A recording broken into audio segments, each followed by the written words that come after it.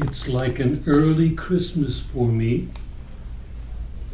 and you are the gift.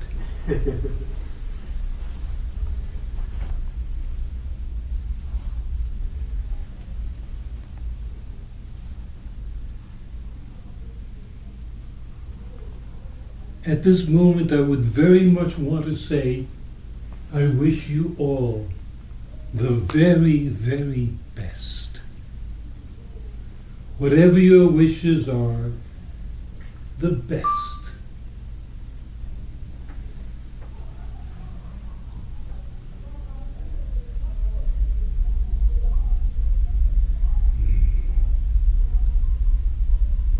Being here again is a place of warmth, a place of refuge, a place of utter confidence that I am completely safe and cared for.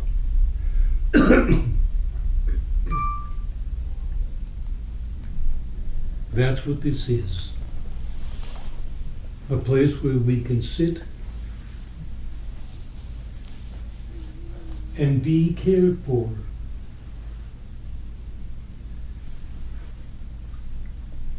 There certainly is not enough caring for in our present world.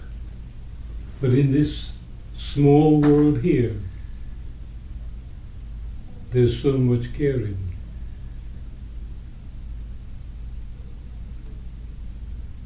Thank you.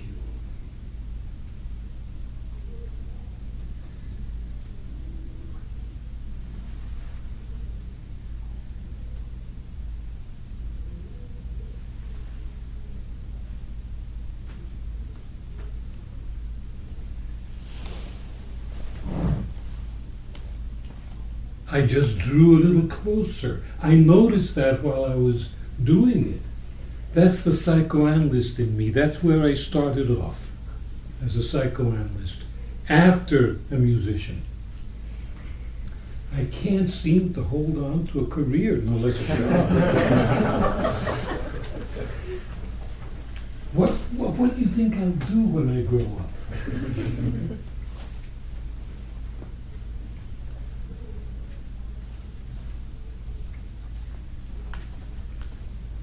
I heard today that Duchamp had entered the idea of sensing. Did they all learn sensing? Would one person care to define their idea of sensing? What is sensing according to you? Through observation, bringing attention to a specific part of a body, Mm-hmm. focusing on it. Mm-hmm. Okay. Additional.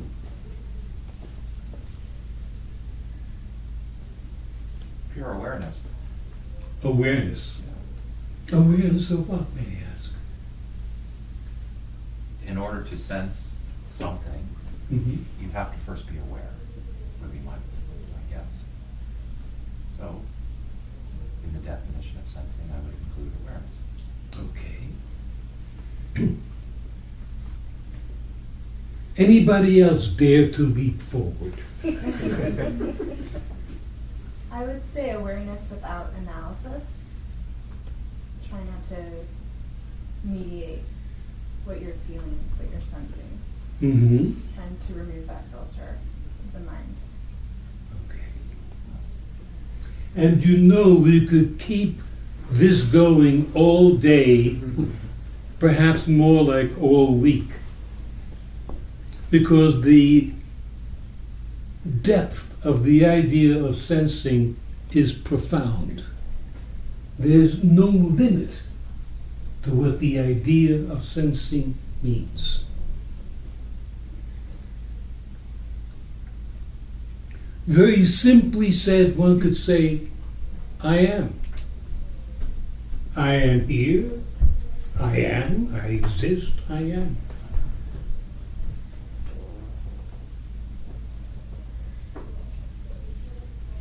Let's go deeper into sensing.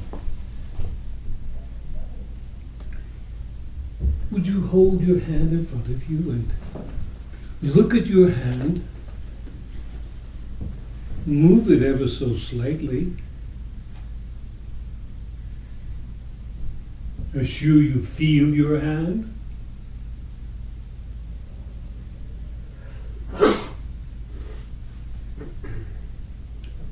Can you just move one finger ever so slightly? One had sensed that finger before one could move it. Move little finger, and it moves. We can do that with any part of our body. At a very advanced level, we can do that with someone else's body. Before we get to that, the idea of sensing at its most elementary is my attention is here, my mind is here, I can sense the warmth of it, the movement of it. I am making a contact with this hand.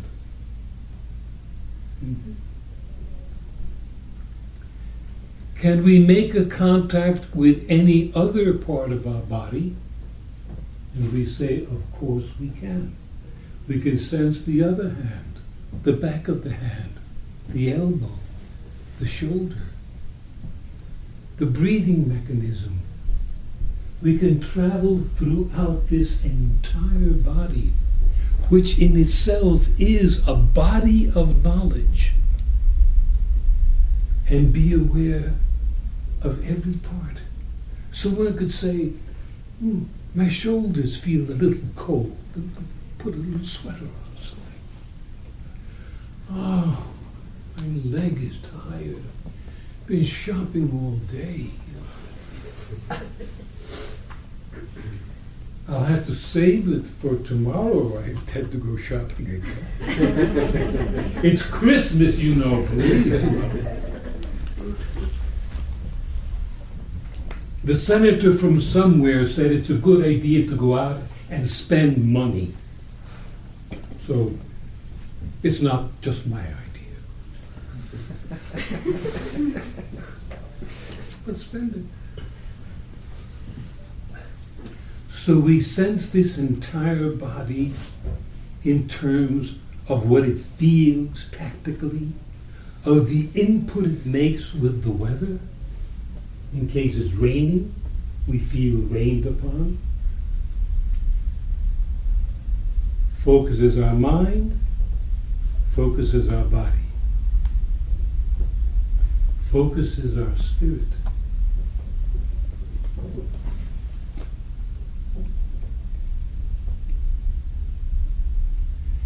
As we focus our attention on sensing,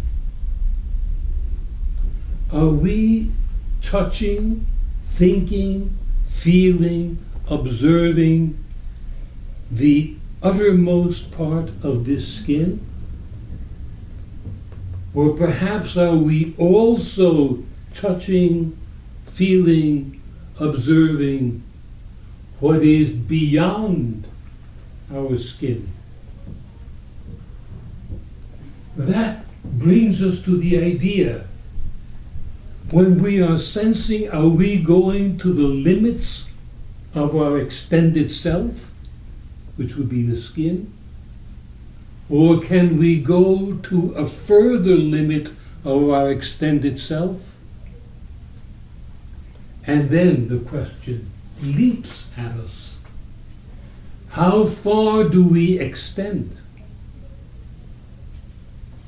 A few inches? A few feet? A few yards? A city block? Canada? Are you from Canada, sir? If you are, just a figure of speech. Perhaps Greenland would be just as good.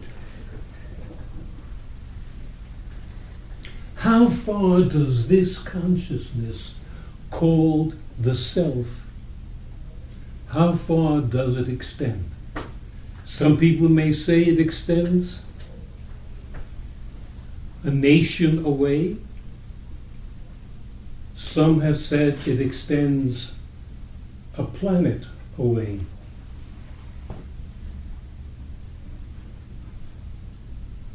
That is measurement in one direction.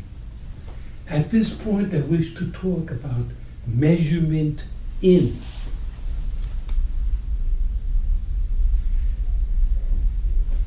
Can we sense our liver, our spleen, the inner organs, the bone structure, the muscle structure?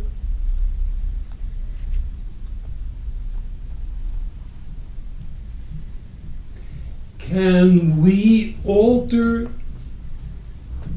the condition of our body, say for instance the liver or the stomach? Can we alter that by sensing that particular organ the same way we do with our hand?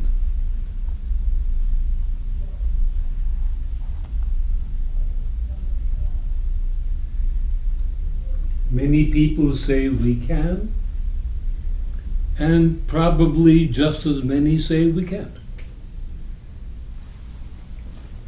That's the beauty of being in this room and thinking in an atmosphere, in an environment where we know that everyone is cared for. In this room, everyone is welcome to think about things in their own area. Believe what you care to believe, because nothing that I know of is either true or untrue. Believe what you will.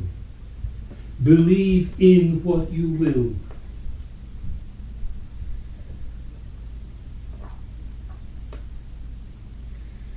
It's been said that no one can heal themselves. Someone heals us, but that takes a little bit of thought. Do they heal us? Or do we heal ourselves? Or do we come to the same wavelength that they are at and exchange energies so that the input of that energy in combination with our own energy helps a transformation to occur? Isn't it wonderful not to know for sure? That's freedom.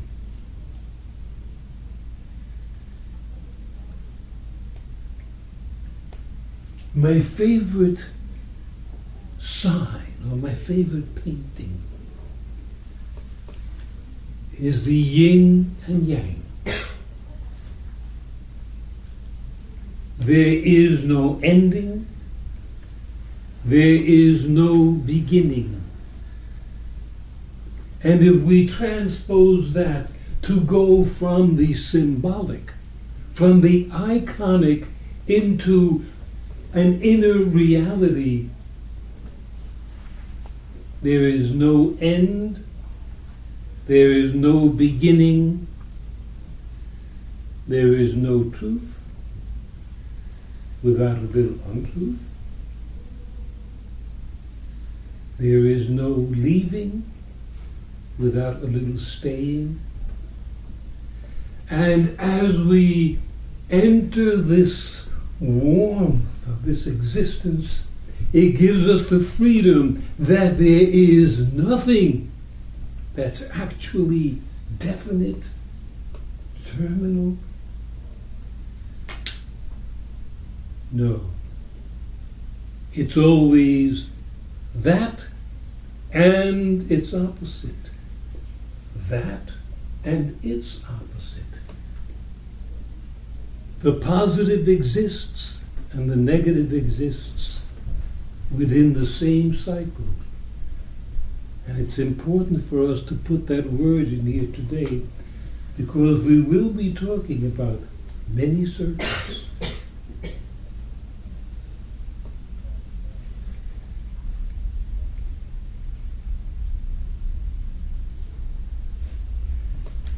I had used the idea of this being like a Christmas party, and everyone here is a gift.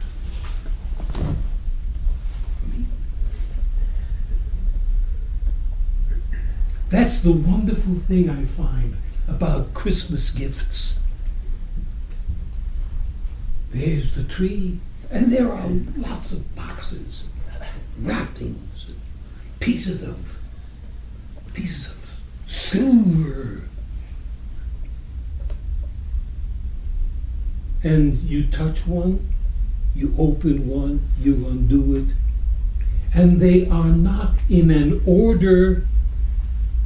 They are free. Take any one you like and look at it. Ooh, what's that? What's that?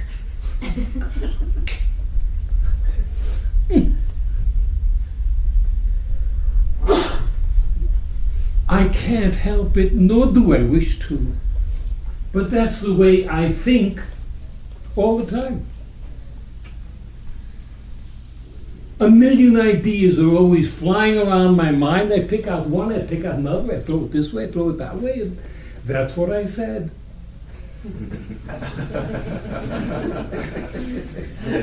Don't ask me tomorrow.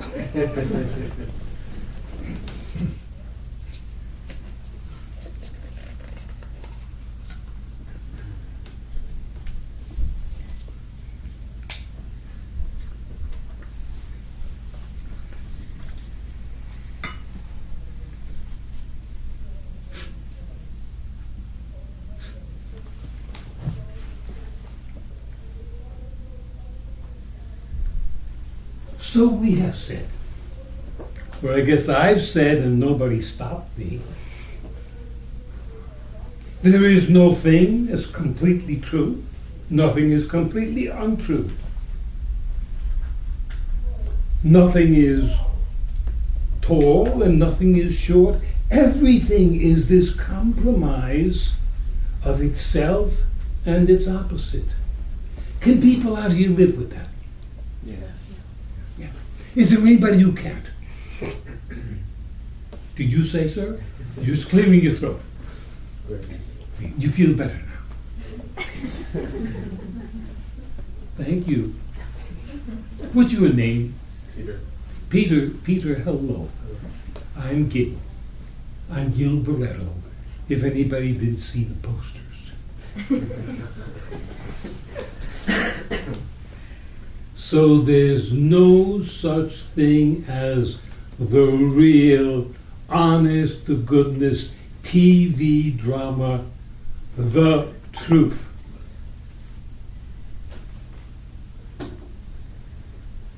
I would say that to liberate a mind means to be able to carry that idea in everything and with everything.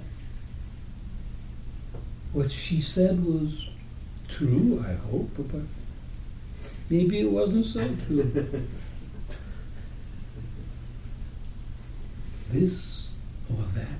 We must, to be free, I believe, enter a world of gray and compromise and nothing being written in stone.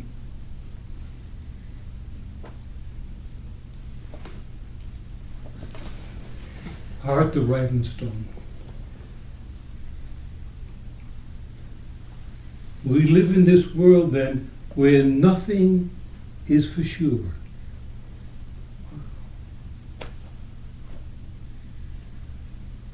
I wasn't the bad boy. I was kind of a bad boy.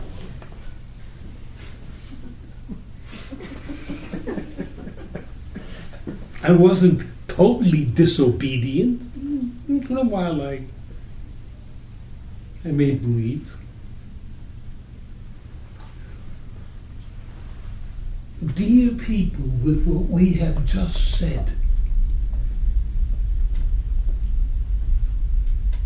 that is more freedom than most of the world feels they are allowed to have. You are free that things may be, things may not be. Nothing is definite, nothing is in stone.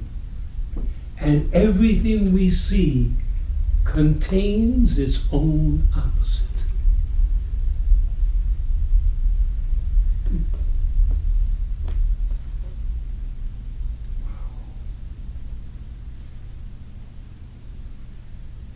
One could even see me as a good citizen. I don't know. Possible.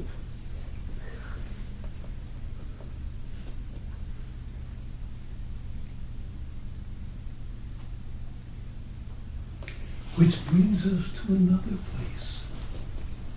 We said when we sense ourselves and we're fixing ourselves and healing and doing all this, here's a very important point, I think.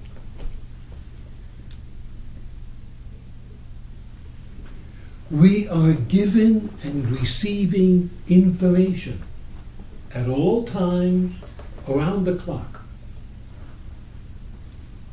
Some information we say that, no, I don't agree with that, that's not for me, boom, no. And you know what, if that's the way you feel, it probably isn't. And if you feel that something is, yes, I can go along with that, yes, that makes sense, it probably is. Couldn't it be the same thing? Of course.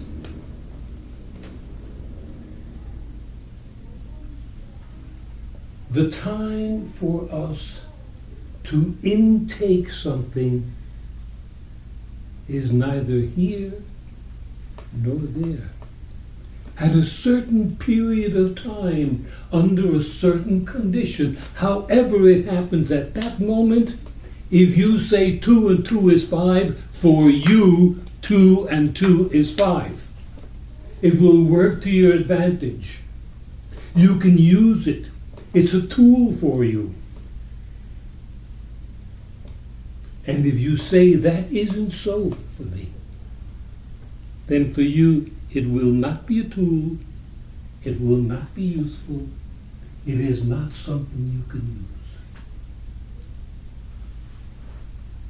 use. So we cannot have the fear of, if I say that's not for me and everyone else says it is,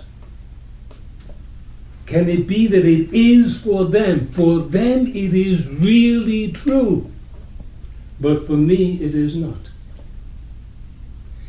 Will it be tomorrow? Maybe. Will it be the opposite for them tomorrow? Maybe. You will hear in this room, in other rooms, in many literatures, wherever you go, you will hear tons and tons and tons of information. Not all of it is right for you at any particular instant. May become right the next day, or the next month, or the next year, or never.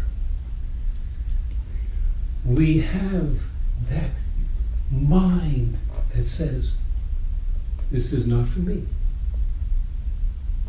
And we must respect that part of mind, no matter what others around us may influence too.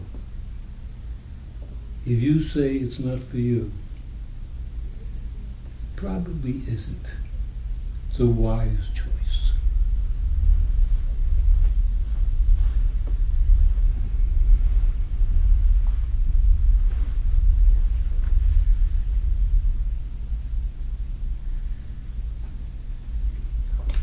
while those ideas are kicking around, I'm going to move the sensing exercise a little further down the line.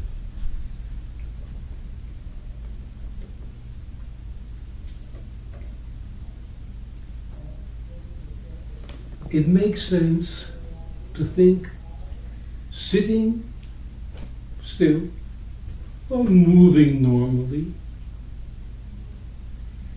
and thinking that our bodies are absorbing energy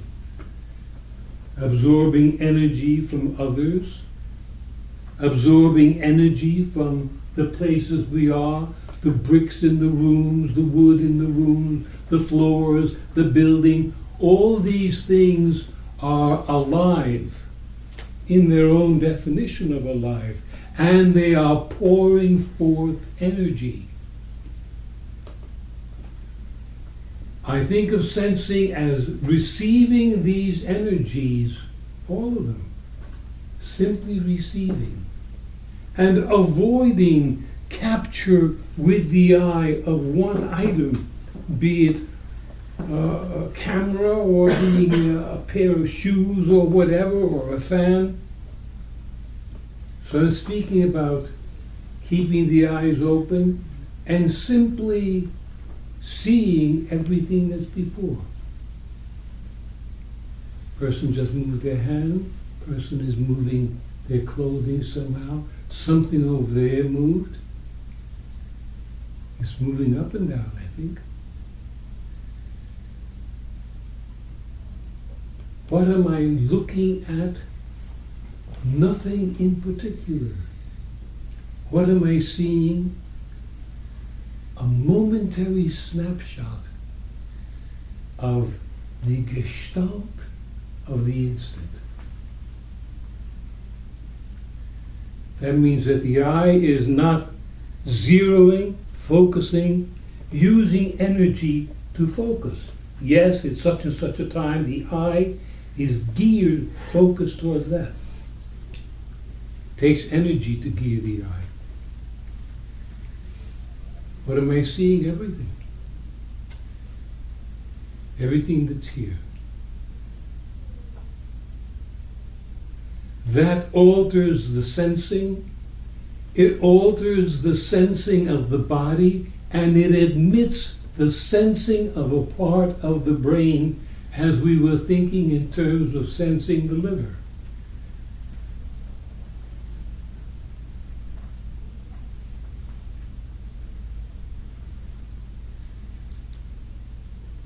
Is anybody trying that idea at this moment?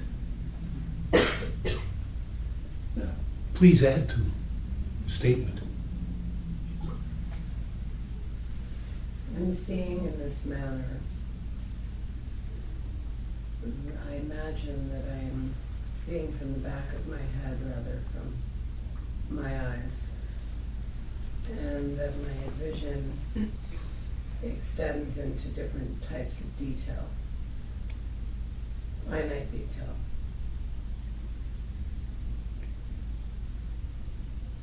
And that everything is comprised of energy. Nothing is any longer of solid matter.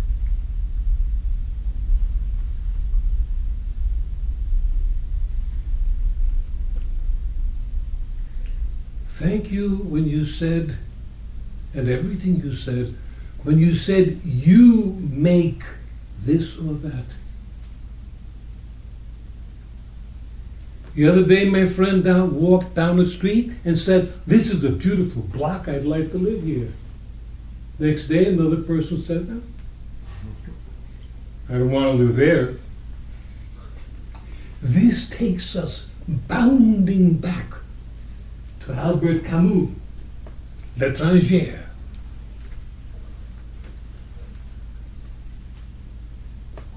Those wonderful existentialists who sat in Greenwich Village in 1940-something and drank endless cups of coffee and decided that there was no real world, it's only the world you make it. For you. That's a beautiful dog. For you, yeah, seen one much, you've seen them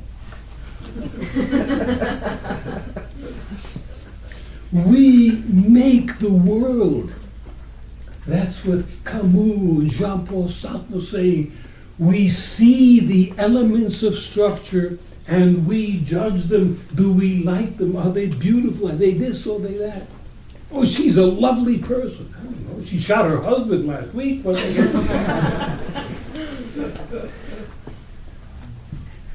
we define a world to ourselves.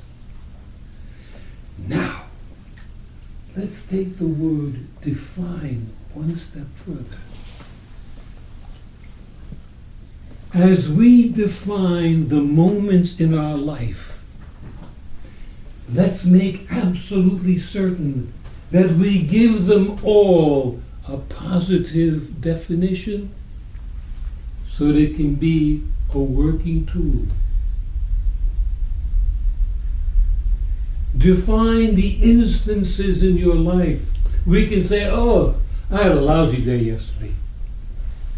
Makes the experience negative, makes it not such a worthwhile tool.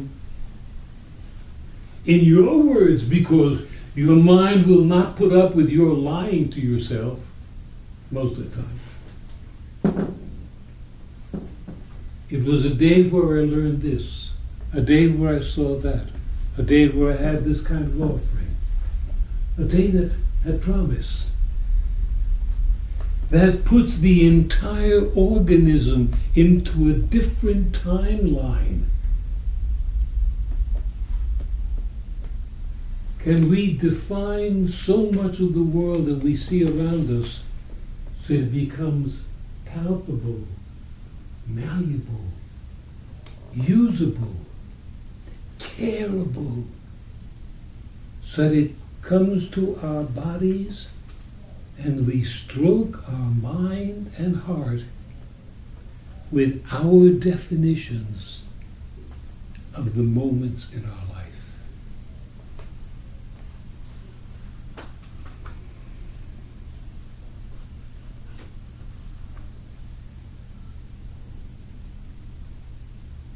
So many times we read that we should love ourselves,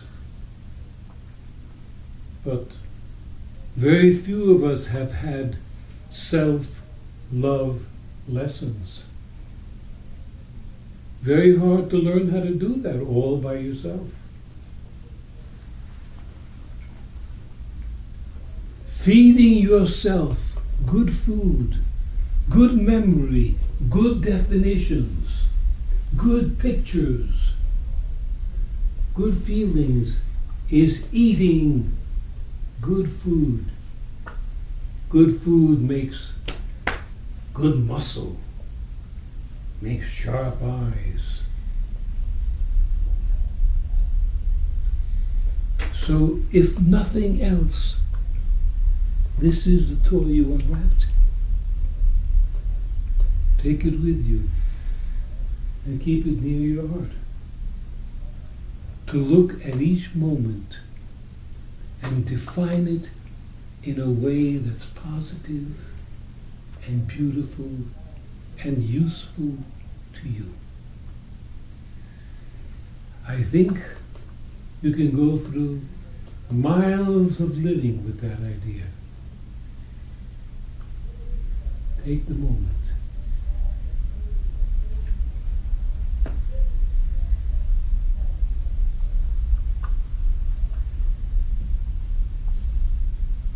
That action reminded me of two things.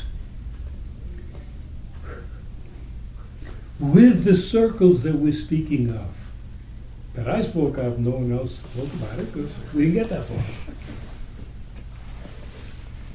Madame de Salzmann, Mr. Gurdjieff's right hand till the day he died. And she lived on about another 40-something years. She had once mentioned, almost in passing it seemed, that everything begins with the feet. I don't know if she studied what she studied, Kung Fu, Tai Chi somewhere. Most of these doctrines will agree. I've worked with it, I experience it. Everything begins with the foot. And the head is just floating around. The head is part of a circle that includes the foot. The arms aren't just sticks going in that direction and that direction. They join. And the invisible part here, but is part of a circle. When one moves, the other moves. The palm of the hand isn't like that. Somewhat rounded. The foot must be somewhat rounded.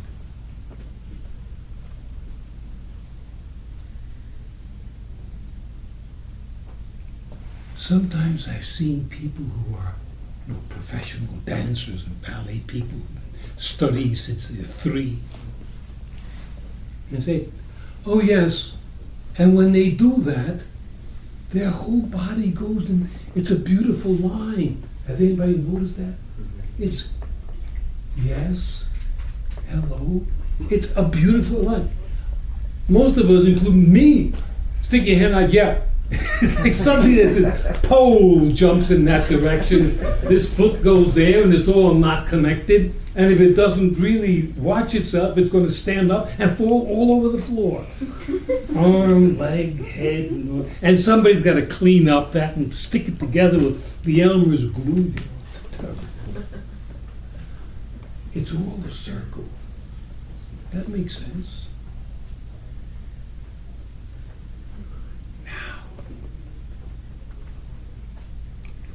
Is time a circle as well? If this event is happening here in the circle, and another event has happened here, but it's the same circle, depends which one is in front. For instance, I say, and someone else says too, of course. Once I was a 12-year-old girl. My past, and I think of her fondly, I think of her lovingly.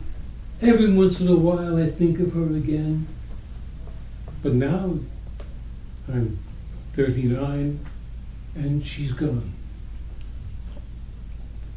And I say, think a moment with me, if you may. Your permission. That circle has merely moved because that little girl that was 12 is always here. With the girl that is 39, with the girl who will one day be 69 or 89. Time, as I see it, is parallel. It is ongoing, a circular motion which repeats and does not repeat this way, repeats this way. They are all there, like a slinky toy kind of. The entire past, the entire future is there within the heart of one person.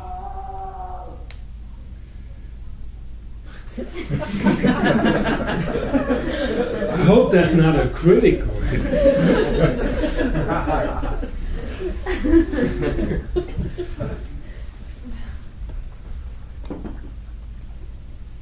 It's always ongoing. There is no then as opposed to now, and the two don't meet. It's all happening at this instant.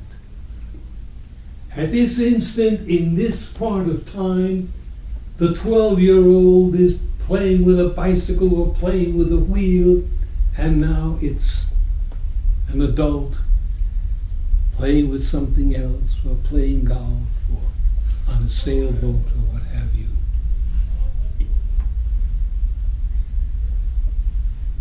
If I beg you to think along those lines with one circle of time for one person,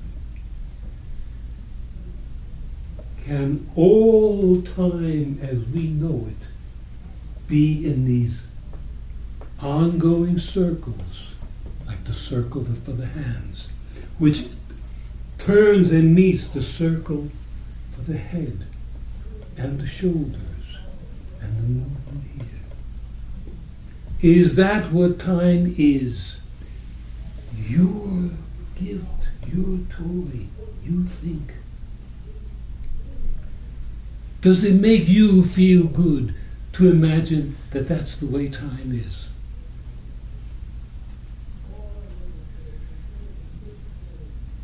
Yes? Yeah. I think you like yourself more when you think in those terms. It seems you like yourself more. Thank you. Because it means that for none of us is something gone. Irretrievable. It's there. There is a lot I can learn. At this moment, I have a lot of use for an 11-year-old boy who ran around the Bronx and jumped on the back of a trolley for free.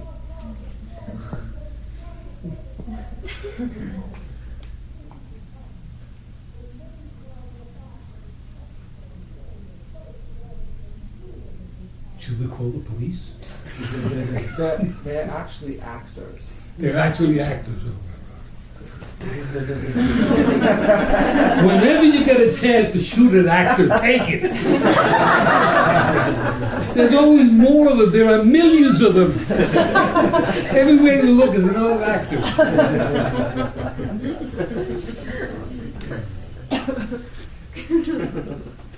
It's funny, each year you come here, they do that same exercise. I don't know what the deal is. They're not going to have me back again, I can tell.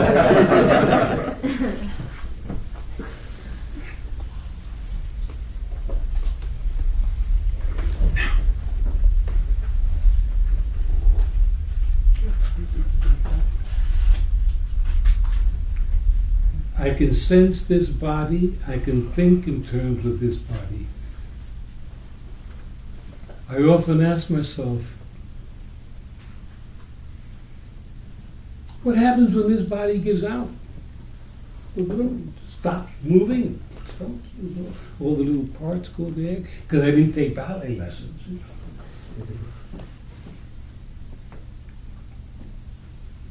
What happens to us when we stop inhabiting this body?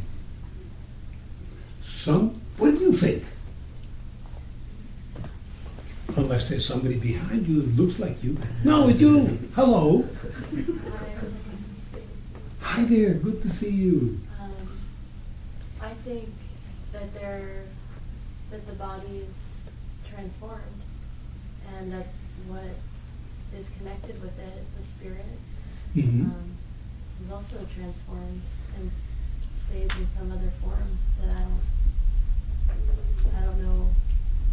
It would probably be unrecognizable to me now. It wouldn't look like you. No. Mm-hmm.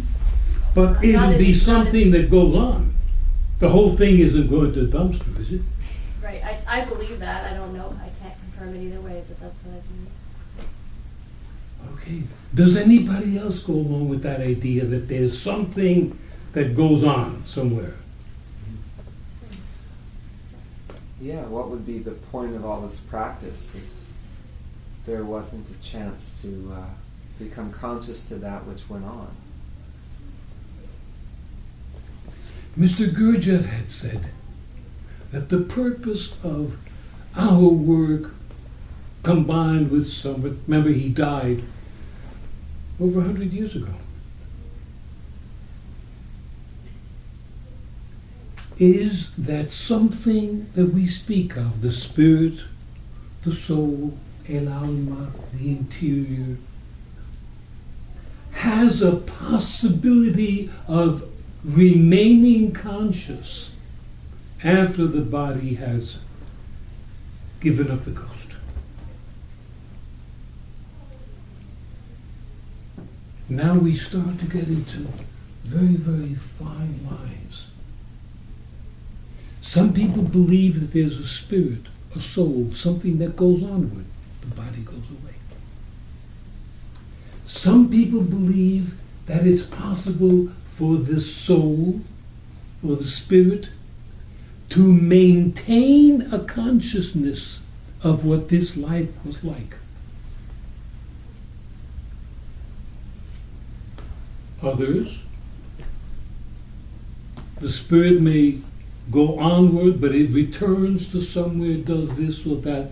And all these are areas of freedom where anyone can pick whatever they choose to believe, and it is perfectly all right with everyone, or should be, or could be.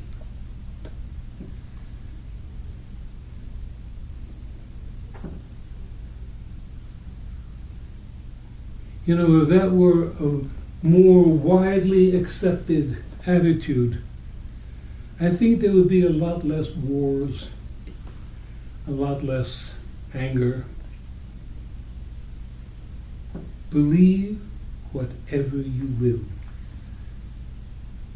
And at the depth of yourself, believe that you can change your mind and believe something else at any point. It's not a forever decision.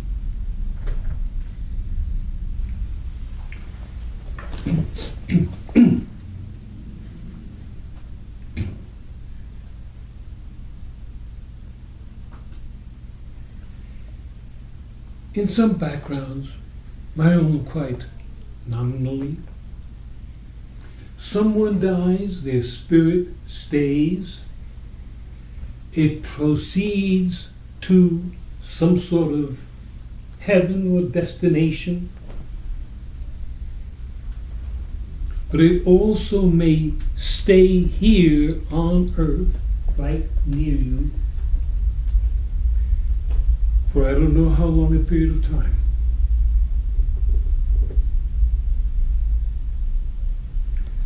Imagine, if you will, that someone passes on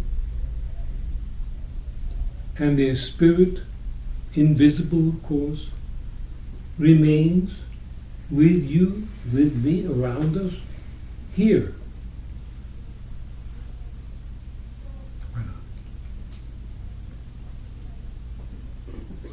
Does that spirit have the possibility of emotional feeling?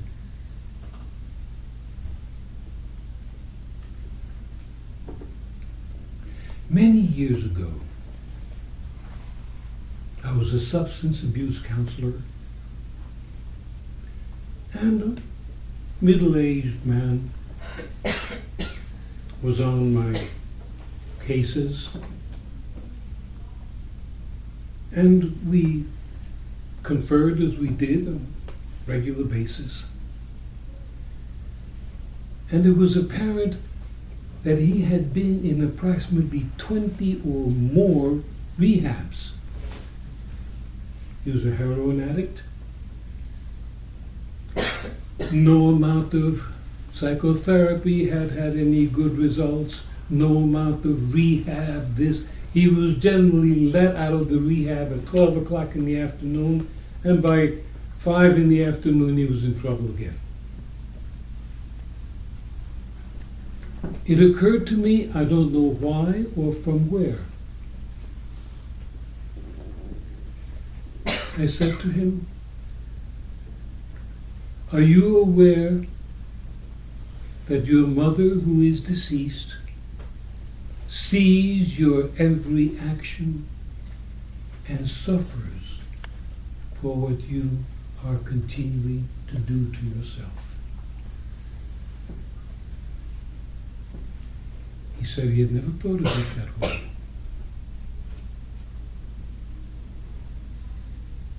But having received that knowledge, to the best of my knowledge, he stopped his addictions as of that moment. And the last I heard of him, he was on the way to a permanent recovery. He had altered his behaviors. Many people in this world accept that as a given. Many people think it's nonsense. And all have the right, of course, to examine.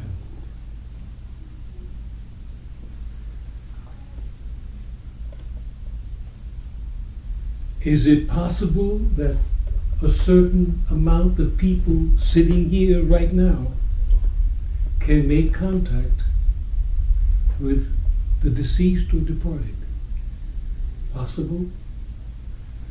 Some may say yes, some will say impossible.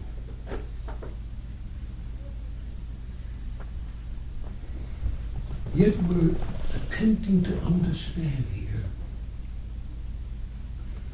what the fourth way means in terms of today. Mr. Gurdjieff died in 1949. That was something like 60 years ago. Ideas have continued. I represent thought that has gone onwards, not intending to remain an interpreter of a certain kind of work, but to add to it whatever my mind came. The things that I say to you today are not part of a tradition. They're just what's on my mind this year or this month or today. The biggest offering I can give you is to ask you to remember that you are always free to believe what you will, and you are free to change your mind. As you get in more information, as life changes, as you yourself change, as you transform doing the work that you're doing, which is transformational. You're not within these rooms to be the same as you were 2 years ago. You're constantly seeking to change.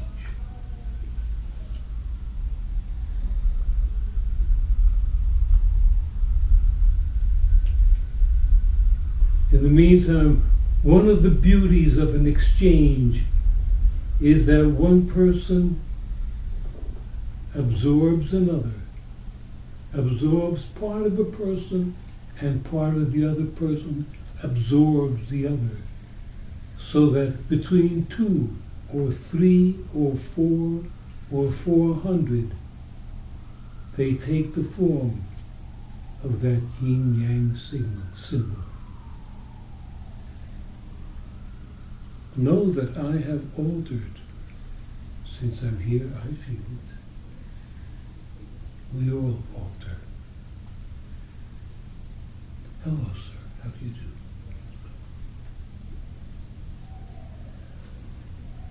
do? It is good to see you. Thank you.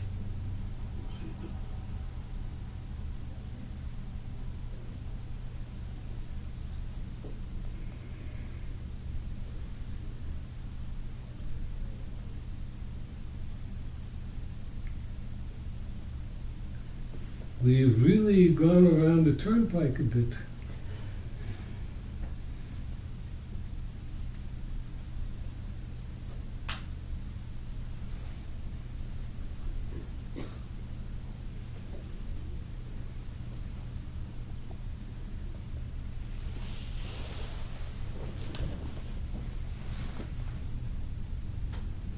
Today I feel very sad.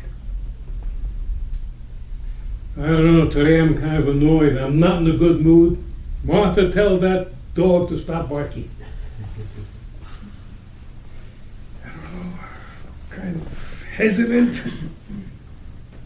Friday night, as we left the office, the boss looked at me, and I could read it in his eyes. We can do better without him.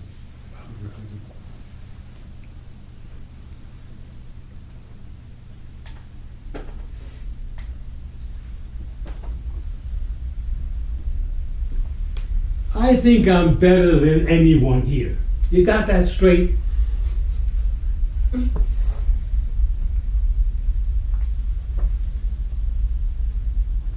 And of course, any knowledgeable person will say, yes, that person has a lot of ideas.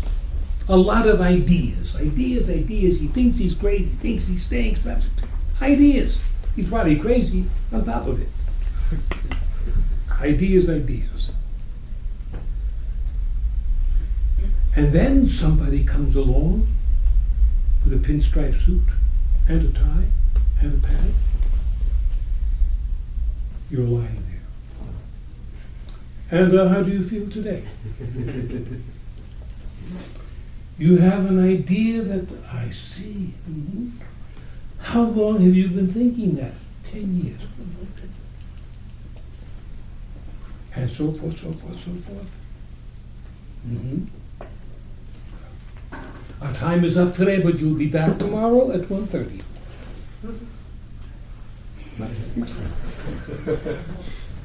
I got a kid in Harvard. Come on. And then you read here, you read there. These are thoughts you give yourself. These are thoughts that somebody talks you into. These are thoughts you read. I gotta ante the game a little bit. I propose that the dear departed in our lives, or in lives close to us, or past lives, God, I said it. Did you make me say it, past lives? Might have.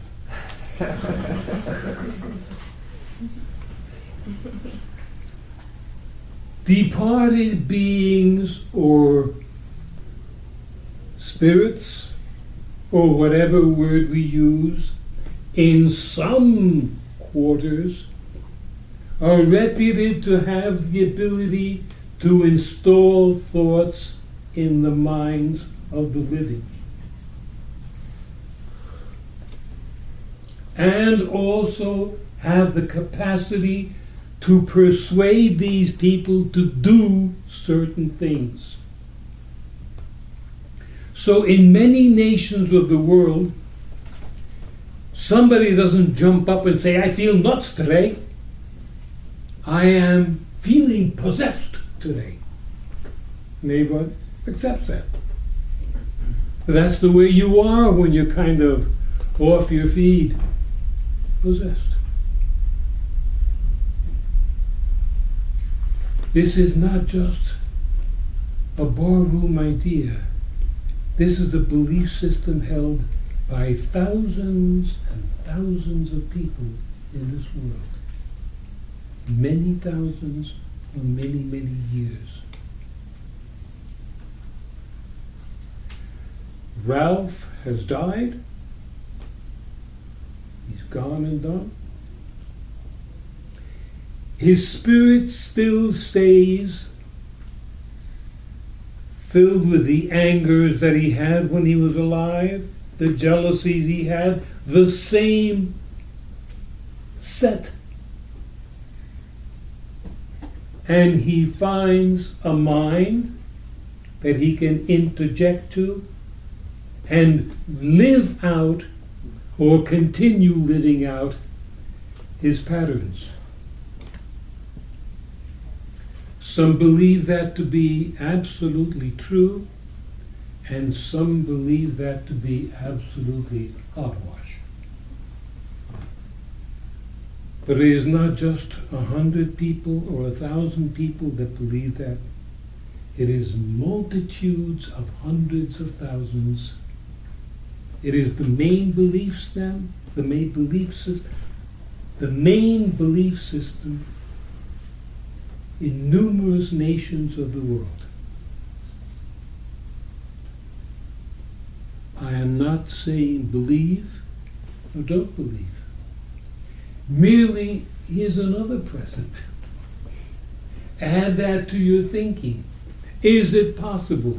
Well, anything is possible, they say. Is it probable? I don't know. What matters is what you believe.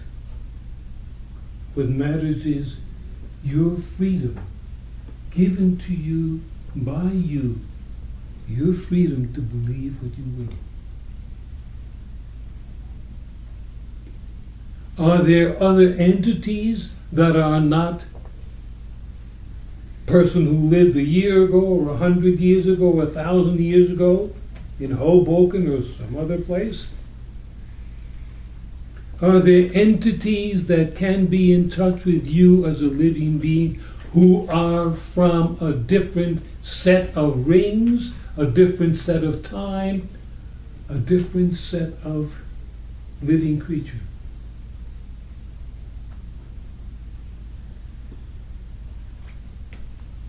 Are there aliens? Some people say they've been aboard with aliens for years. Some people say only weeks. Some people say they have big eyes. Some people say they have long noses. Who knows? But it's possible.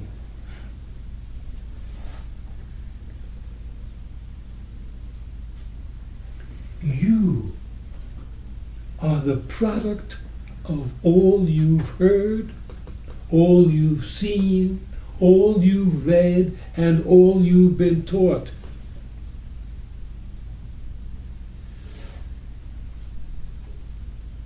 I don't believe that what I've said here today is the first time you've heard this, Michael. Might be a 20th? I don't know.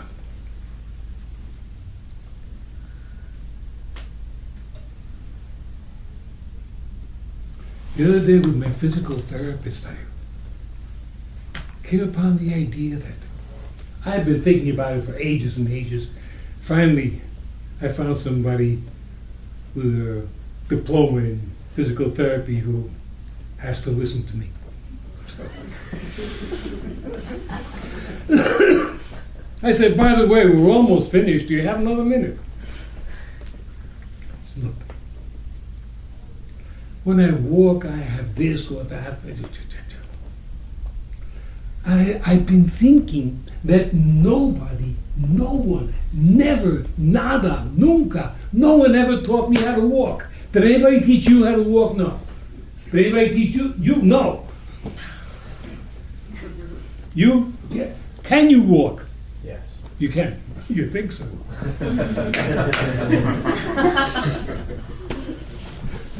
Nobody teaches a kid how to walk. The kid's lying around. One day he gets up somehow and he's up on his body and he's standing, he's almost there. No, don't let him fall down, push him back up again.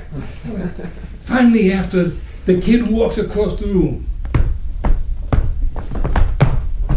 and he's over on the other side, the kid walked today. Right to Grandpa, the kid is walking. Who ever taught the kid how to walk? Nobody. The rest of his life he walks like this. Because nobody ever taught you how to walk. Should you put your foot directly in front, flat on the heel, upwards of the heel, little up? Nobody knows how. Nobody teaches you how to walk. They teach you how to think by example, by books, by conversations. It is up to you as you pursue your inner development to find what it is that you can live with, that you wish to live with. As a living being as you become, you also develop a part of yourself that should be listened to. And of course, very few people are taught, listen to the inner self. Do what your mother tells you. Do what your teacher tells you. If I have to go to school one more day because of you, very few times in your life you hear, do and think that which makes your heart sing. When you say that's a good idea, I can live with that. Or I've got to change my mind, that isn't working for me. That's the most powerful piece of freedom you can have in your entire life. To think for yourself, to be free enough to love what you love, and stand back from what you feel is not for you. Because in the end, Carlos Castaneda has said, we take the path that has a heart. And in many other literatures you see that the head is not where the thinking goes on. The thinking goes on in the heart. When something seems to you to be right. Yeah, that makes sense. That it's right for you. If you don't feel that way, it isn't all that right for you.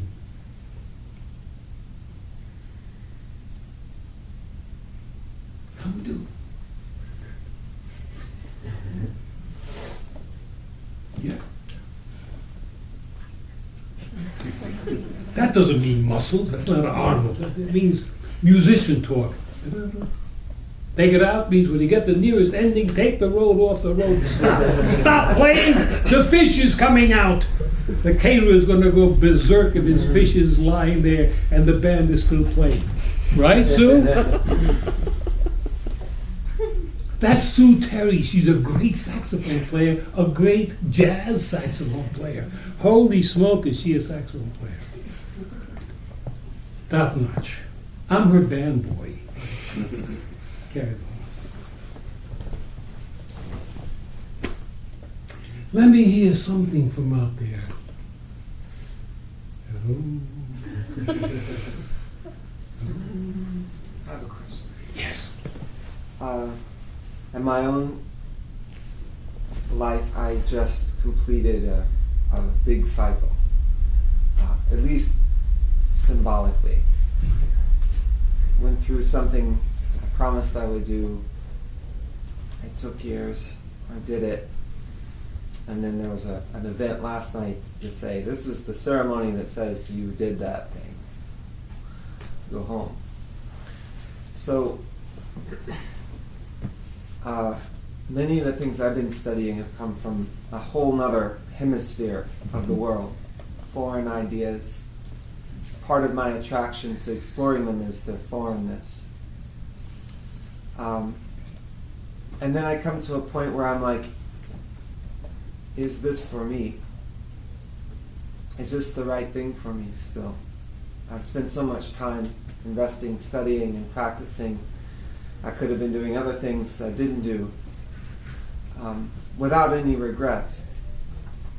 So within what you're saying about the freedom to choose and going to the place where we're resonating, that this is for me the right place, would you speak about discipline, where along the way it's just like there's no way to become a world-class musician without practicing discipline?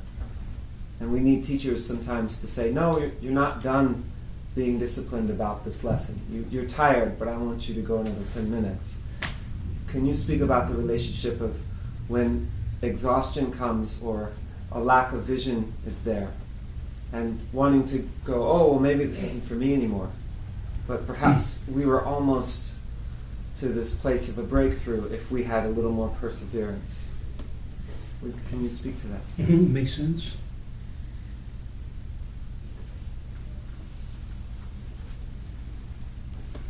We have an idea when we're 17, 18.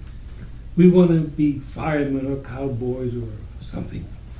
We'll go ahead with that. At some point in our life, we say, no, that isn't really right. I want to do this. At some point, we come to here.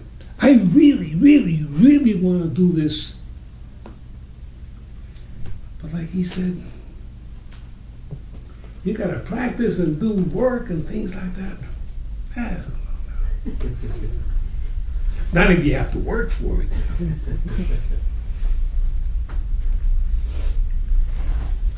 The way I see,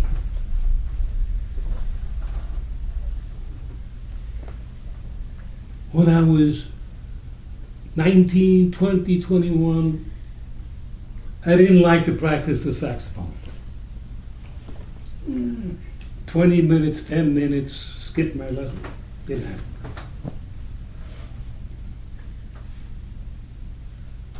When she practices every single day. Hours. And she loves it. Because the difficulty that he's talking about, and I was on the verge of mentioning, is that you have to love the practice of it. You go to a teacher and he tells you, no, that sounds awful. Great. What do you think sounds better? This and this and this sounds better. And you go home and, wow, hey, I want to do this. Yeah, I really feel it getting better. Holy smoke. If that part isn't there, it's reevaluation.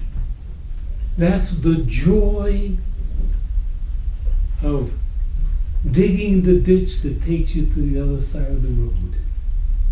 It's got to be joy. If it isn't joy and it's work, it's really got to be looked at.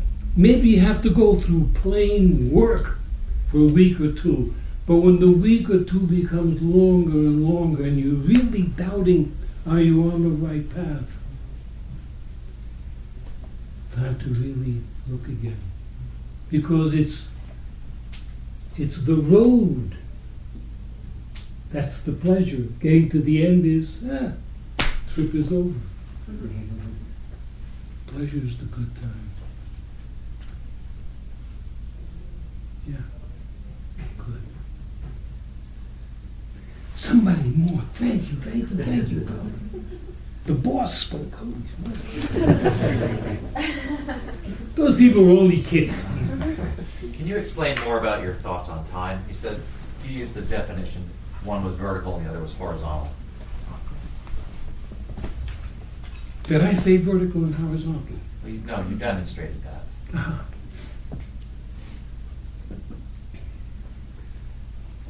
Let's say there's a ring of time around me, okay? Like a hula hoop. Things have happened here, they are in that position. Things have happened here, they're in that position.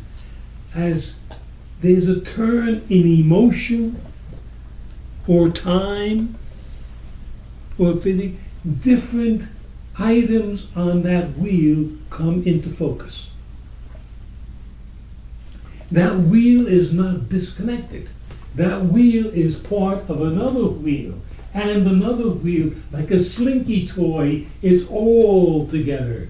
This wheel doesn't end here, it goes on further. What I'm seeing is this section of time that is appealing and is used by this particular mentality. That doesn't mean I'll have the same mentality next year. Is there another life concurrently going with this one? That's the subject of another meeting. Well, you said you did have to up the ante for a while. Yeah, yeah. It'd be a great time to do so. We just did so. We're going to do some more. These times can be seen as circular. When one hand moves, they both move. the body moves. Time is not a stick that goes out this way because that's a dividing line. The time is always connected to other time. Can there be two parallel universes, which have gotten some play lately? Parallel universes where you are doing this in this universe today, but at the same time you're doing something else in another universe. Make sense? To expand that, can we say, today I feel like golfing, I love golf. In another universe, he doesn't like golf. Do these universes blend where what is happening in one universe is happening in a different manner from another? Like I'm leading 2 or 3 or more lives, and they're all going along. Different things are happening, and different guilds are having different attitudes towards it. Does that in any way explain, I like this today, and later on in the day I don't like it? Surely it's not that there's 2 minds going. This intelligence, this being, is capable of crossing time between 2 parallel worlds. In one world, this is acceptable, this is valued. In the other world, this is not acceptable, it's not valued. Which is it? There is no difference, because each individual is his own series of parallel universes.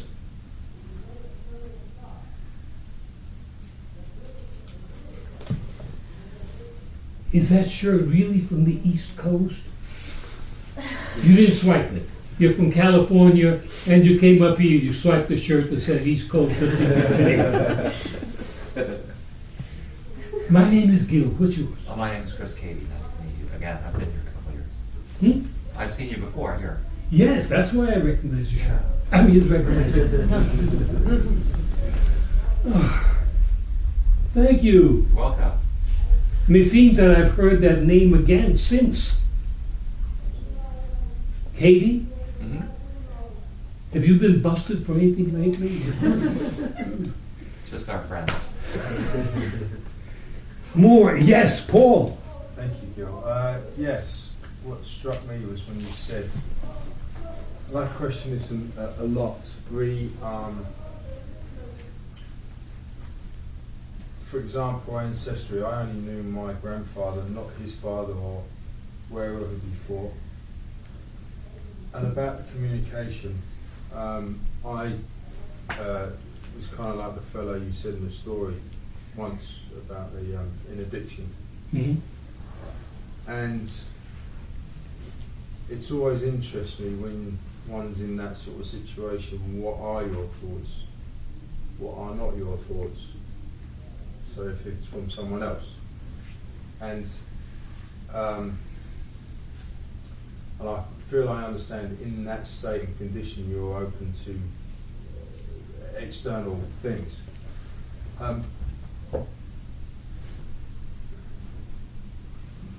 What sort of level or what sort of condition is usually one at where they don't encounter foreign voices, as it were, from whether it's from an ancestor or someone who else is here who's passed or not?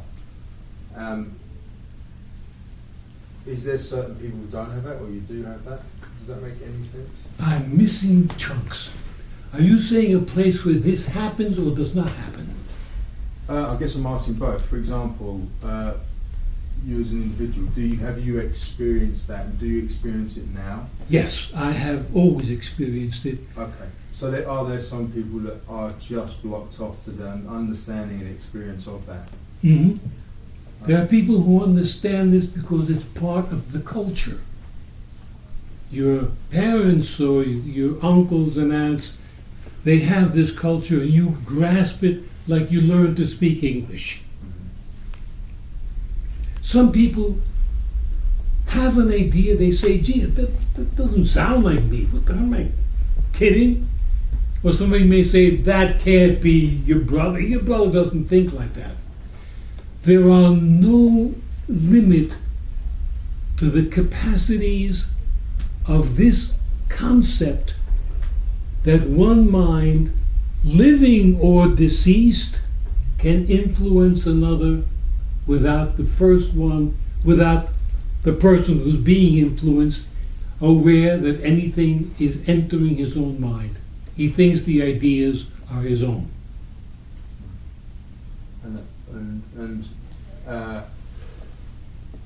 And at one point, is that what's the voluntary point? If you are conscious of that, if you have the ability to understand that, Mm-hmm. can you be somewhat of a gatekeeper to have the influences come in and out? Or Yes. Yes, you can be. You have an influence because in the final analysis, you are a free being who has the capacity to understand. I recognize that that voice, that call, that influence is not my own. I wish not to have part of it. And then it becomes exceedingly difficult to do yourself. But you can enlist the help of others who can and are experienced in this kind of work. Excuse me, who would those people be? They're loosely called mediums, loosely called people who have the capacity to communicate with the deceased. Thank you. They do exist, and they do exist plenty in New York, and even more so in the Bronx. I know the Bronx. You were saying? Yes. Well,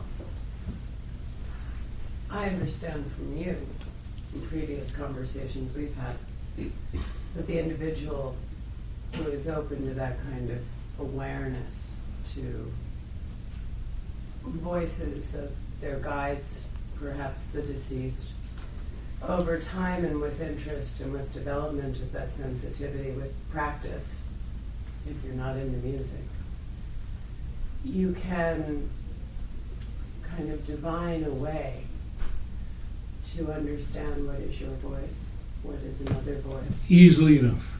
and develop that communication. You can develop that communication for you, I believe. Mind you, again, there are no proofs of these. You can believe, no, that's not my own inner heart or my own voice speaking. Fairly doable. To stop that influence or to go against that influence is very, very difficult. Because that, in a sense, can be accepted somewhat, measured, reflected, that is an addiction. This other voice has taken part of your mind over, and it wants something, and it can't be told no. It can be told no, but it doesn't listen. It's like when something in you says, I want another glass of wine, I got a glass of wine, I got to. You say, gee, I wish I could stop that. But you find that it's very, very difficult, if not impossible, to stop it. So the key would be to not be being held captive to anything that might seek to enter you. It sounds good on paper. The solution is not to be held captive, but you don't know that you are being held captive until the evidence is overwhelming that you are a captive. And we hear this story so many times in literatures. The golden boy, he wanted to fight, and he also wanted to be a violinist. Yes? That's an uncanny Excuse me? It's an uncanny example. Uncanny example. Uncanny. Well, this is an uncanny place. What do you want? Where else should uncanny things go on? At the local delicatessen? So what do you think, having been here, striped out as you are? About the entity? About anything?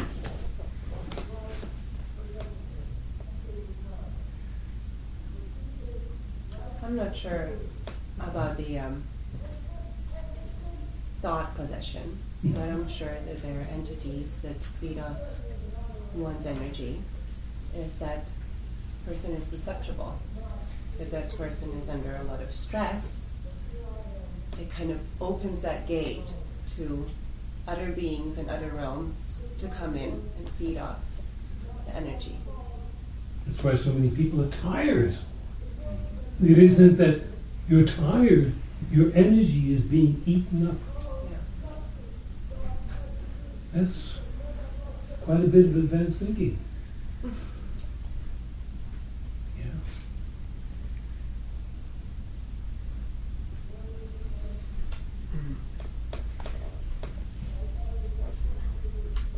How does cultivating attention and sensing help to create the? I like your idea of being the gatekeeper. Do these two ideas dovetail together?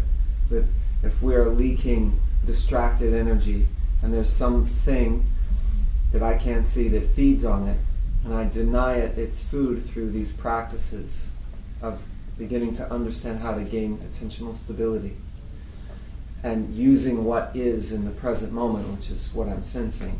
Mhm. Is there a relationship there? Yes.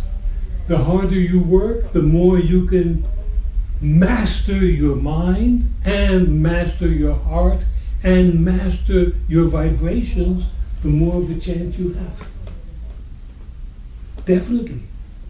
What we're both saying is that this isn't just to sense yourself, to meditate. We're going past that. Can you use the sensing to heal yourself, cure yourself,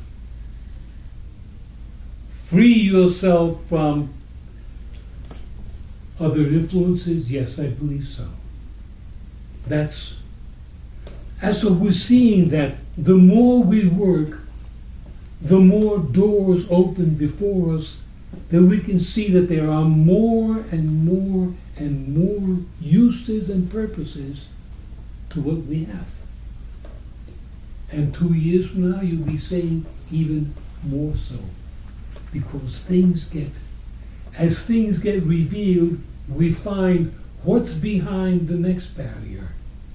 What's the next idea?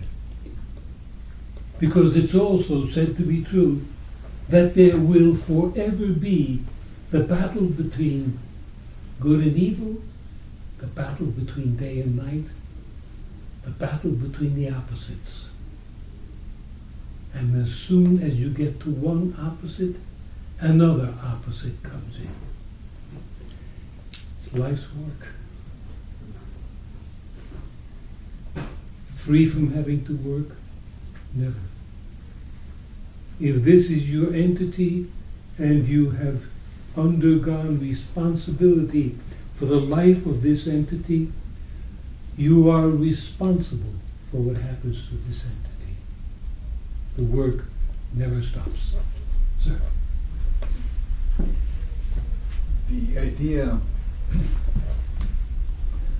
of channeling thoughts or influences of other entities is very close to me. I'm going to give you an example. I might sit with another person and I sense myself in order to connect with the other person. And I answer their questions without prior meditation, without prior intentions. It just comes. And I end up wondering afterwards, gee, how did I know this? This is not the way I usually speak. This is not the way I usually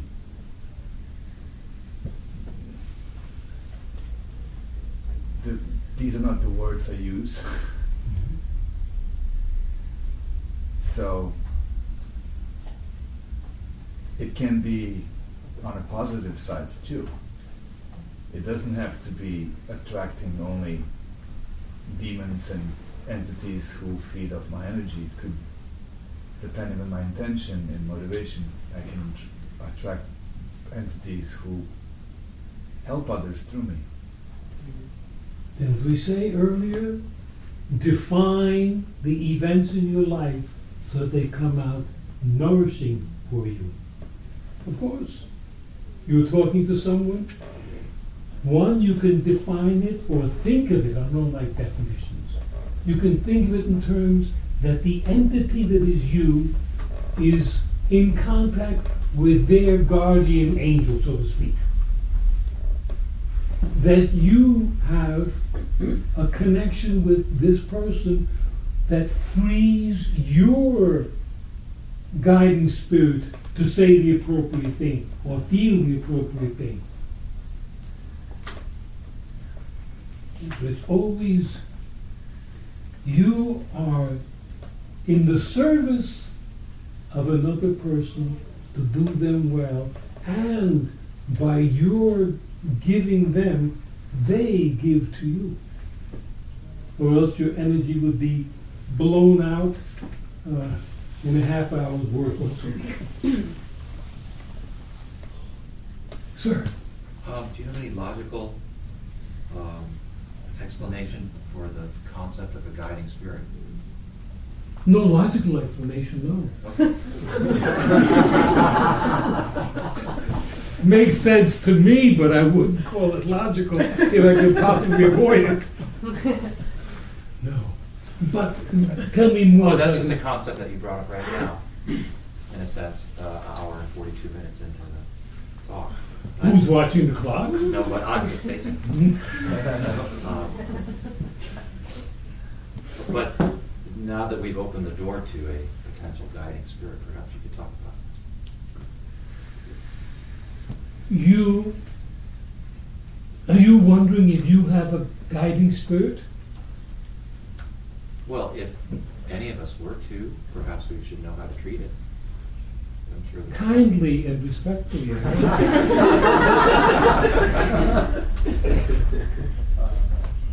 There are beings for whom, boy, send out for pizza or something. The story may go that here are these beings, undressed as they were, looking very being-ish, and they decide, or one of them decides, that it needs to further its education, its knowledge, its advancement. Can I go to Earth? All right, go ahead. Give it a spin. Comes down, picks the parents of choice, the time of choice, the atmosphere of choice, the home, the country, etc., etc. Comes to Earth to learn something, to acquire something. And we always ask ourselves, what am I doing? What's my purpose here on Earth?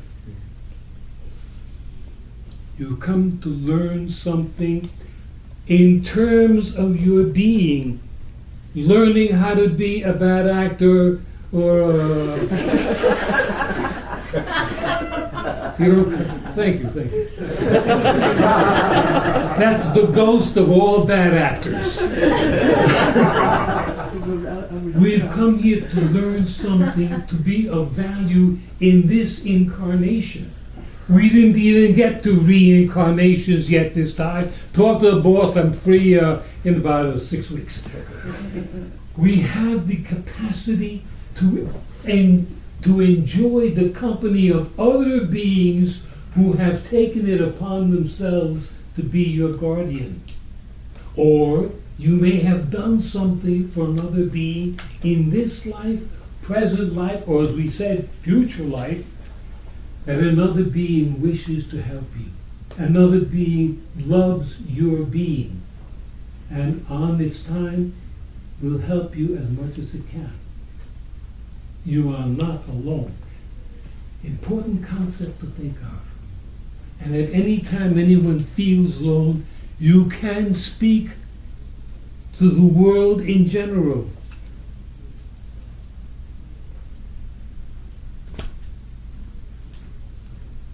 Messengers of God,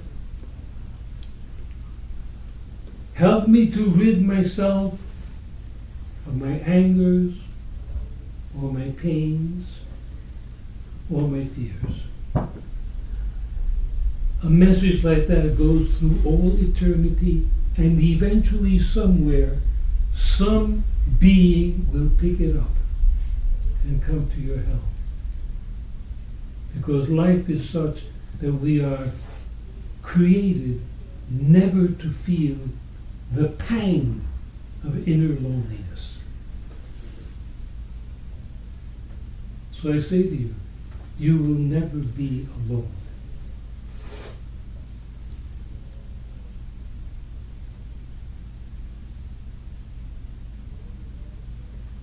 Yes? Just call and you will be heard. Yes? Well, I think that's it. Any further, but one room for one more person to make a desperate attempt at fame. Yes. Well, two of them, I like the guy with the tie. They both have ties, yeah, but he's wearing a striped shirt and the striped tie. Did you do that from an old beach awning?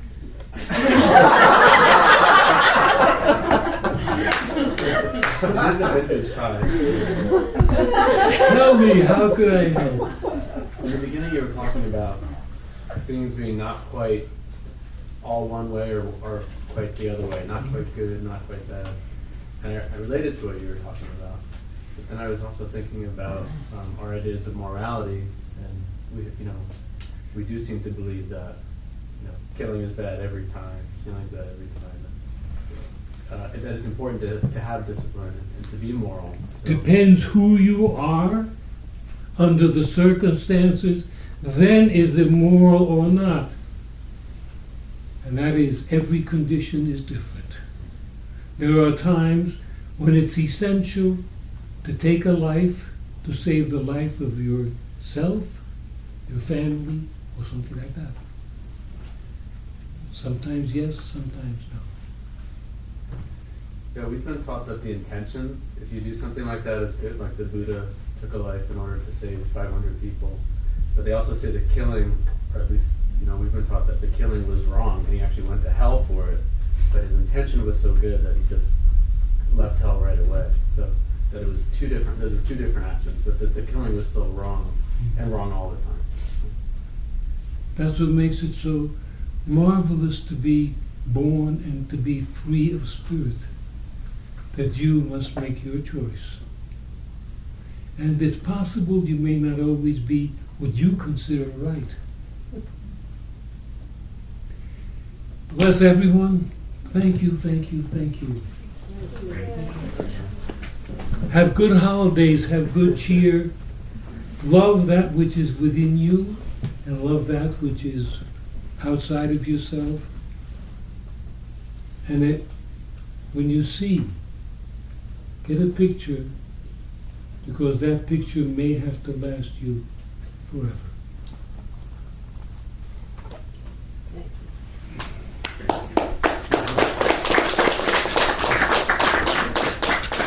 Thank you very much for coming. We have donations that we've collected for you today. Please accept it from all of us. Okay. And please come again. I'll be here tomorrow. Go ahead. In the morning. Thank you.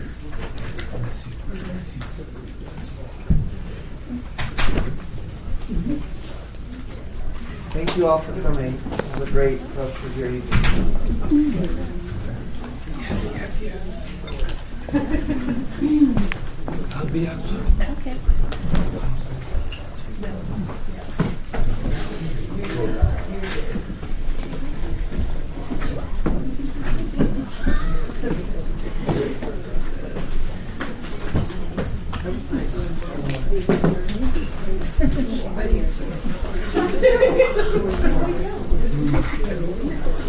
Thank you.